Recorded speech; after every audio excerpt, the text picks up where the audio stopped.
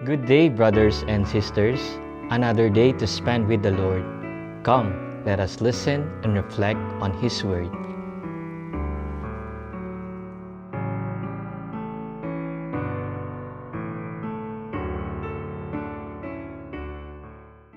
A reading from the Holy Gospel according to Saint Matthew.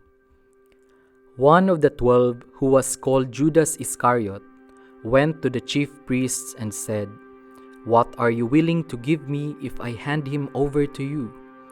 They paid him 30 pieces of silver, and from that time on, he looked for an opportunity to hand him over. On the first day of the Feast of Unleavened Bread, the disciples approached Jesus and said, "Where do you want us to prepare for you to eat the Passover?" He said, "Go into the city to a certain man and tell him, 'The teacher says, my appointed time draws near. In your house I shall celebrate the Passover with my disciples.'" The disciples then did as Jesus had ordered and prepared the Passover. When it was evening, he reclined at table with the 12, and while they were eating, he said, "Amen, I say to you, one of you will betray me." Deeply distressed at this, they began to say to him one after another, "Surely it is not I, Lord." He said in reply, "He who has dipped his hand into the dish with me is the one who will betray me. The Son of Man indeed goes as it is written of him, but woe to that man by whom the Son of Man is betrayed. It would be better for that man if he had never been born."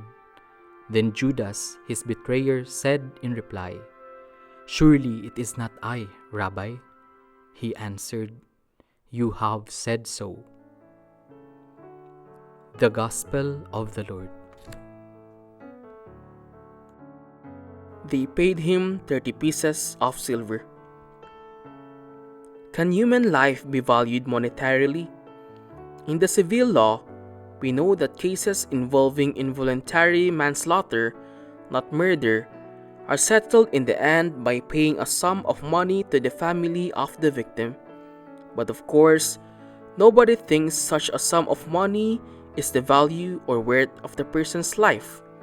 Some people, out of extreme need, may sell themselves, although not in order to be killed.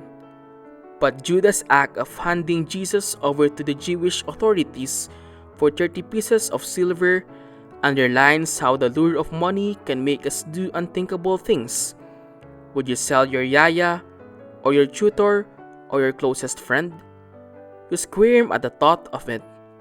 But nowadays, even parents sell their own children to internet predators. They may not be giving them over to be killed, but the damage they do to them is like killing their future, their dignity, and therefore, it is real killing in the end, in terms of effect.